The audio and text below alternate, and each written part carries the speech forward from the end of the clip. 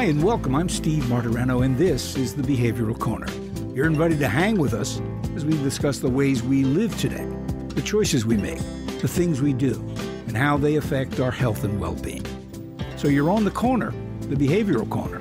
Please hang around a while. Hey everybody, how you doing? Welcome again to the Behavioral Corner. Me, Steve Martirano, I'm the sort of the chief hanger out here on the corner.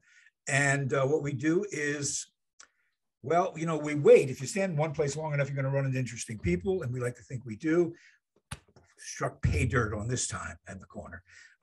What we do is we talk about behavioral health, which, in very briefly, is about everything. So this is the podcast about everything that affects the way we behave, how we feel, our emotional well-being.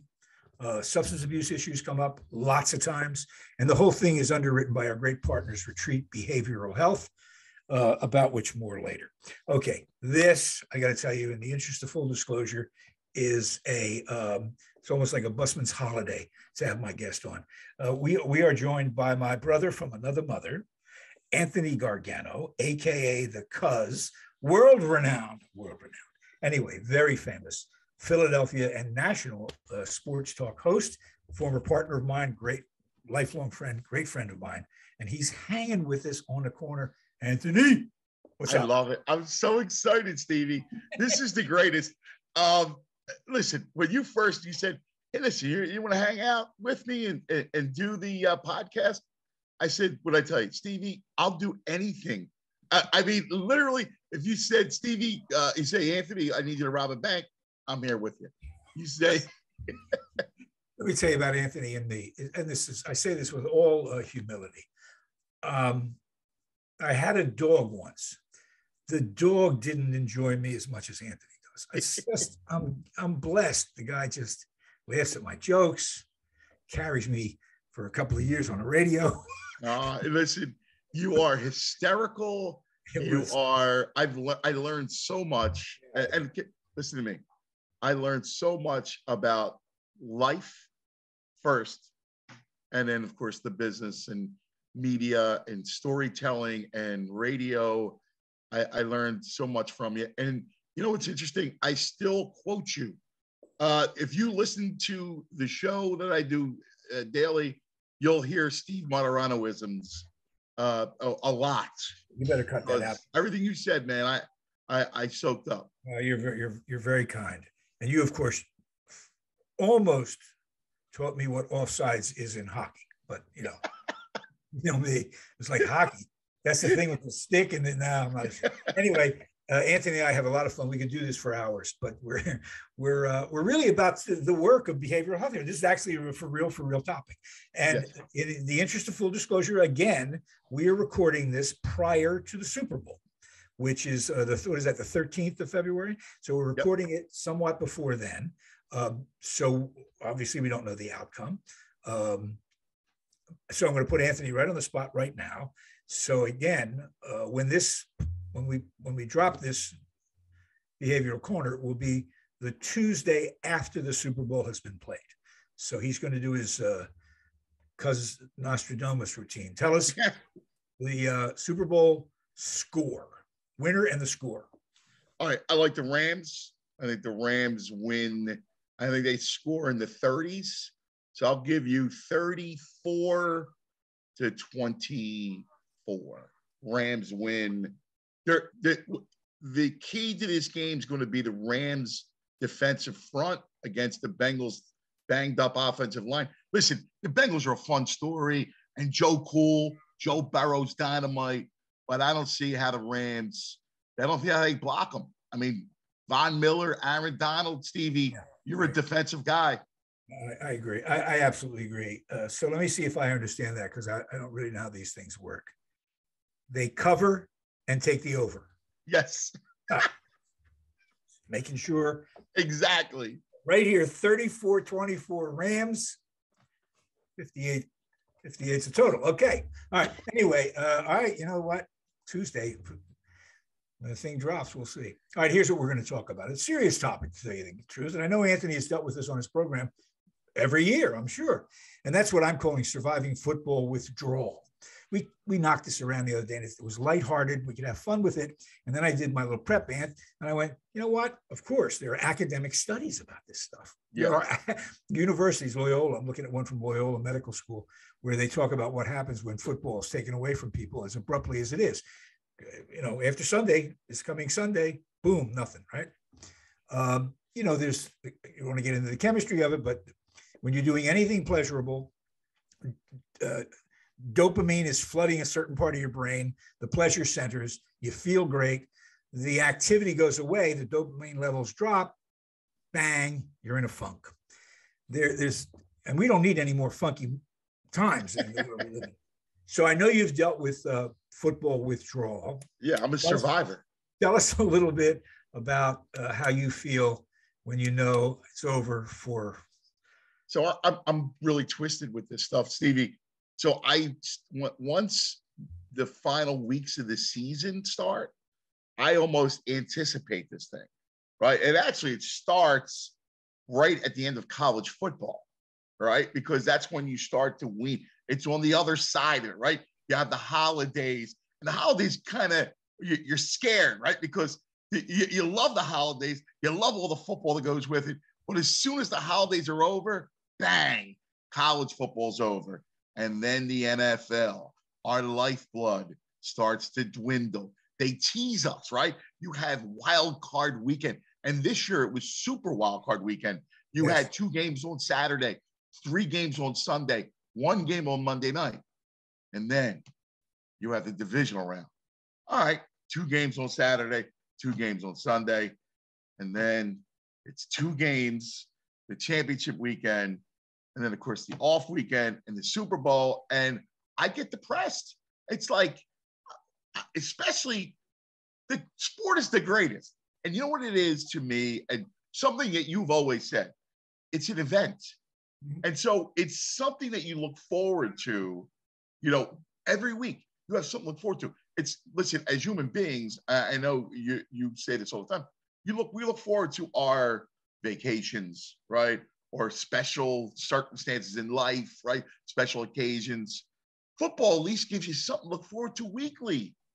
And the other sports don't have that same pull, that same event status. You know, football, of course, plays out more novelistically than even baseball or even basketball. There are many, many more games in both those 2 sports. It's hard to get a kind of narrative flow, the immediate impact of that, because, as I said, it's a long season and there are many games. Football there's a chapter a week. There's a chapter a week. And so this dopamine kick you get, and you know how it works on for most people on sports radio. Monday, Tuesday, you're talking about what happened. Right. And Wednesday, you begin to pivot. Who's coming up? Thursday, Friday, it's getting ready for the next Sunday. So it's like a week long. Let's get ready. The rhythm. Yep. And this year, I want to ask you: do you think that the drop off, the withdrawal symptoms, are going to be more pronounced than in the past, because we have just seen maybe the greatest postseason in league? Yeah, it's a great point. And I think, like, listen, that Bills Chiefs game was some of the most, like, that capped that weekend. That was like ridiculous. It was such great theater. It was so entertaining. But you know what else too? These games, think about it. You watch them with food, right? So there's the comfort of football food, whether it's pizza and hoagies, all these great things that taste good, right? There's the comfort of family, right? Friends. So you're watching it with others. Well, you don't get together to watch a Tuesday night basketball game or a Thursday night hockey game.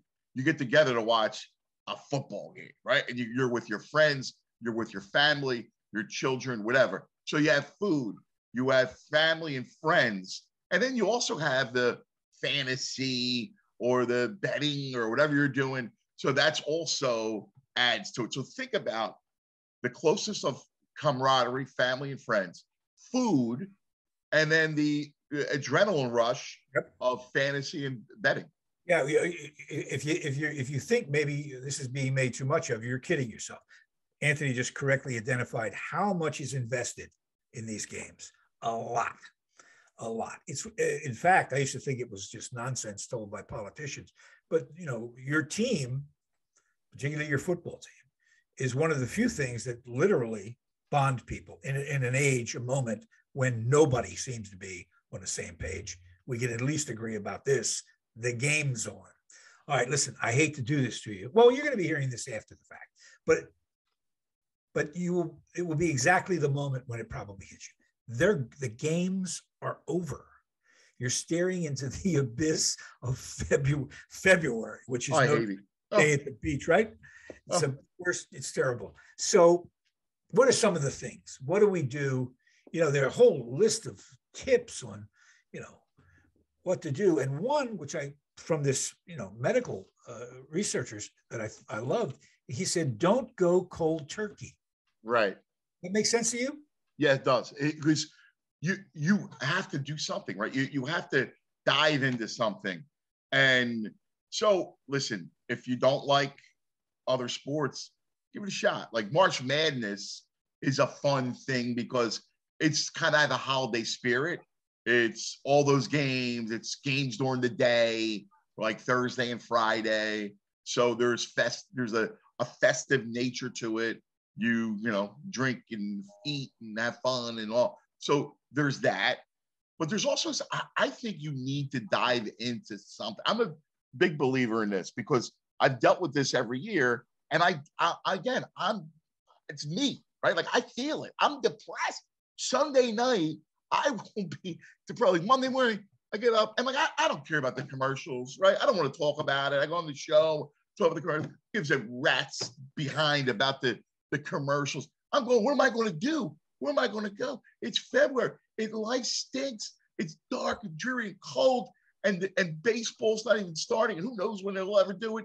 And what? I need something. So I usually do make this my television, film, TV, book, entertainment time. Great point, because obviously the game comes to us via the box for the most part, and the games are not only gone, but so is the focal point of your attention.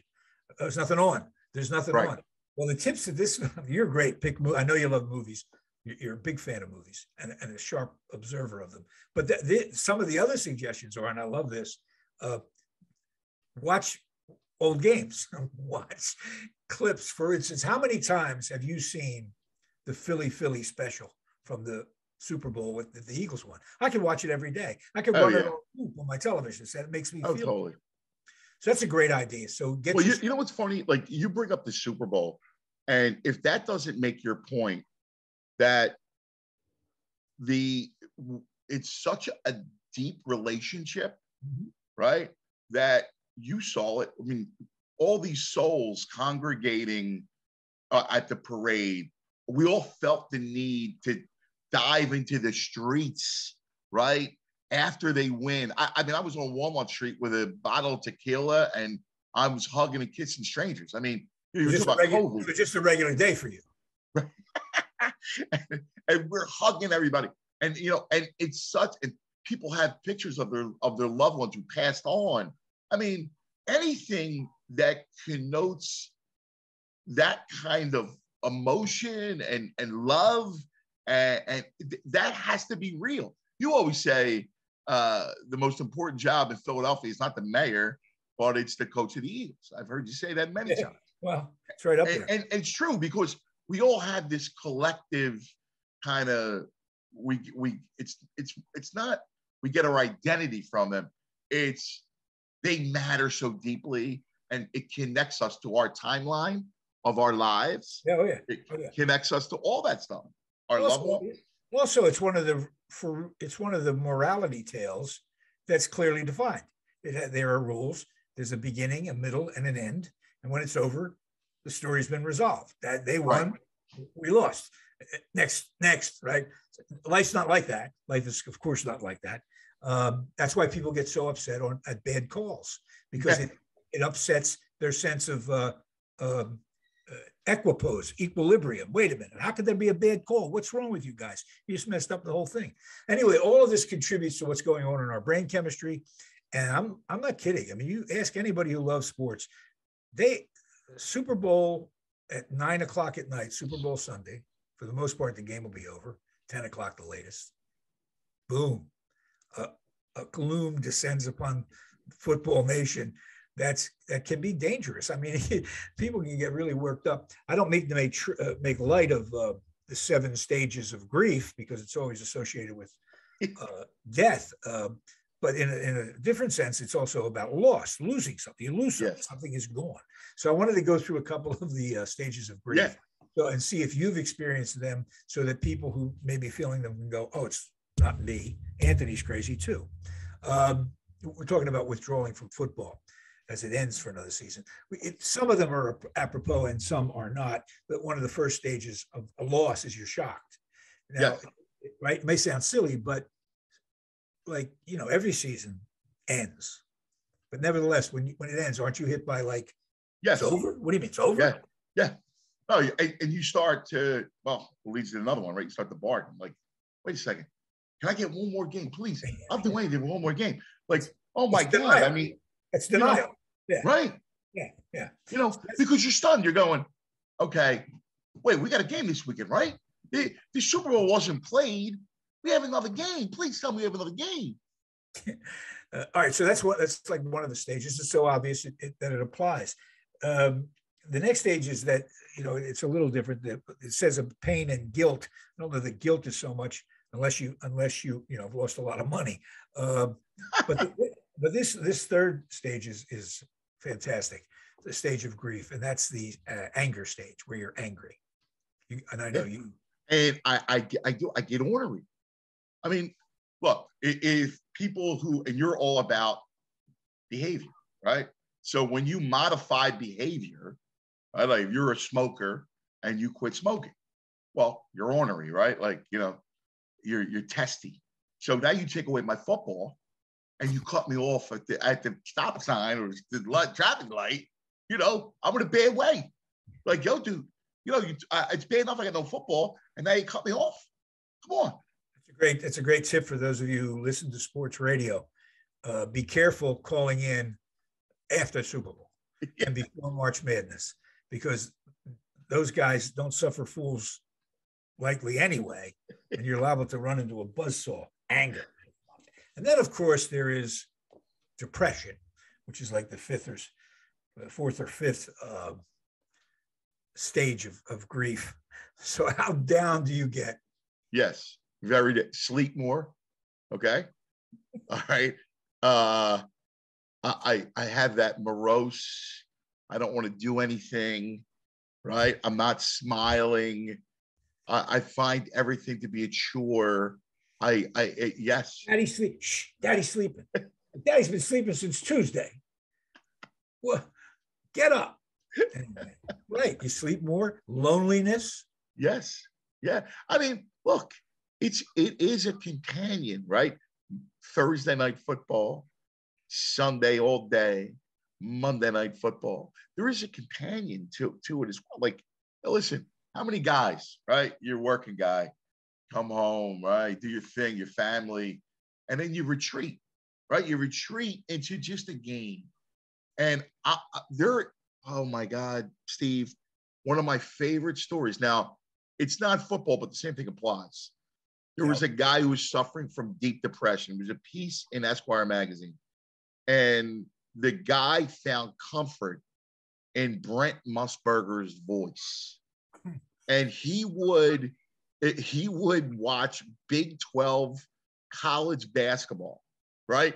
Just so he could hear Brent Musburger like come into his living room. And it was like Brent Musburger was putting a blanket on him. And it lifted him out of his depression, right? Yes. Incredible. Well, it doesn't surprise me. It really doesn't. Because again, as we said, this is something we're heavily invested in. The other thing that's interesting about this process is how addictive the behavior is. When you watch a football game, and addictive behavior is characterized by a lot of things, but one of which is strict adherence to certain rituals. That's what you do. Yep. Are you a Do you watch a game in a certain way all the time? You know what I mean? I do.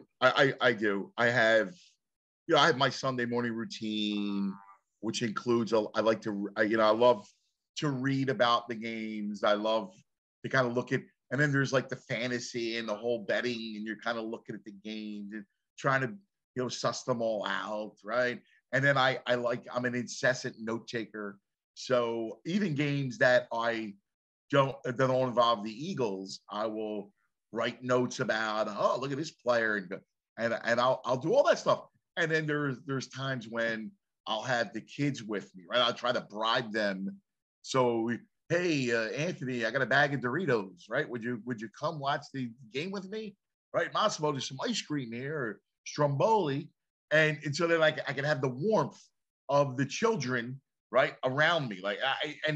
We had the whole family during that weekend that you talked about, that incredible weekend, that postseason, culminated with Chiefs Bills. I had Tam, right? So it was my wife, it was the kids, and we're all in the living room, and it was so cozy, Steve.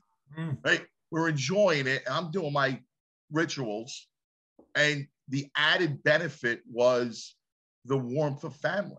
Sure. And Absolutely. Now it's over. Now it's cold. And then it goes. Now boom. I feel naked in the corner. It's like the end of the Truman Show. Remember? Click. What else is on? There's nothing on. Football is gone. After the Super Bowl, this show will be on the air on our website, the Behavioral Corner, the Tuesday after the Super Bowl, and we will be free floating in this cloud of nothingness, which is really depressing. And finally, as you go through these stages, apparently you reach some kind of resolution and some kind of acceptance. When does that happen for you? When can you see the next season come? Okay, so the draft is a big piece of it, right? So here's how it works. I'm miserable through February. And then the combine comes like toward the end of the month, right? Anthony lives for the combine. I thought the combine was a farm equipment. I thought it was a piece of farm equipment. Every year you go, you ready for the combine? What? Tell me about the combine. So you have all these kids working out for the draft. It's guys in shorts, right? Guys in their underwear. It's the underwear Olympics, right? So then you have that. Then you have March Madness, right? And then you have like the start of baseball, right? Spring, there's newness blossoming. So that's uplifts your spirit. And then you have the draft, and that's fun. And after the draft, you're into May. Now your mind's thoughts to, spring, summer, and then training camp. Ooh. And the cycle continues. So you can, that's when, it's interesting enough, it seems to me that what you're describing is to reach the acceptance portion of the process. You need to see the renewal coming. You can't, God forbid one day they say, that's it, there's no more football ever. So that would be a tough one to swallow. Well, anyway, I know we've been through this not only professionally but personally together. We drove back from Jacksonville. Yes. Drove down and then had to live with that. That wasn't any fun. So we know what we're talking about. Anthony, in a minute or two left. A couple of things for guys listening, particularly guys, but women too, to make sure they're ready for this. What's the first thing they should do when the game ends? All right. Game ends and you got to pick a handful of games to watch. You talk about old games. Right. I'm a big believer in those, right? So one of the fun things is in your mind to pick 10 games that you want to do. Now we're blessed with YouTube, right? And YouTube's amazing. And so, and it can be any game you want, right? So, but go and pick 10 games and think about it, right? Think about football. Think about the games you want to watch. Write them down, right? And so that'll take you to bed. And so then when you wake up on Monday, all right, and it's horrible, you can start watching one game a night. Don't go crazy and watch 3 old games in one day, right? You burn out. You don't want to do that. You just go boom, boom, boom, and then slowly you wean yourself off. That's a great idea, and it'll confirm in your wife or your significant other's mind once and for all that you've lost your mind, your marbles. Every time, I'll tell you real quickly. Every time my wife, and it's happened many times, sees me watching Secretariat win the Belmont Stakes, she goes, "One day you'll tell me why you keep watching that." And I go, "You'll never get it." Anyway. What is it? Let me ask you real quick. Why can men watch things over and over again? Movies, TV shows. Like you and I always talked about The Godfather and how we could watch The Godfather, whatever. You watch it 1,000 times a year. Yeah, I'll tell you what somebody told me about the Grateful Dead, which I didn't quite. I love the Dead, but I'm not a Deadhead. Right. How many times have you seen them? They'd say 400 times. Same band, 400 times. Yeah, why? Doesn't it get boring? I said, they would always say back to me, "Do you like baseball?" Yeah, the game's always the same, isn't it? Except the outcome's different. Wow. We can, guys like things that they like. It's really comforting because you know how it's going to work out. And The Godfather is a great example. It's perfect. That's why I like the horse racing. It's perfect. Perfect. Anyway, so is my friend. For those of you in the area, I know 97.5 The Fanatic, middays. It was on the air at 10 o'clock. And he's, as I said, a great friend. And thank you for doing this. Oh, my God. Thank you for asking. Anytime I get to hang out with Steve Martirano, it's a great night. Well, anything bothering you, let me know. You hear voices, and he hears voices for a living. He's okay. Anthony Gargano, the cuz. Thank you so much, my brother. Love you, brother. Thank you, guys. Don't forget to follow us all those places we're supposed to be followed, Facebook, Instagram, all that stuff. Like us. You're supposed to be able to like us. And we'll be at you next time on the Behavioral Corner. Retreat Behavioral Health has proudly been serving the community for over 10 years. Here at Retreat, we believe in the power of connection and quality care. We offer comprehensive, holistic, and compassionate treatment from industry-leading experts. Call 855-802-6600 or visit us at www.retreatbehavioralhealth.com to begin your journey today.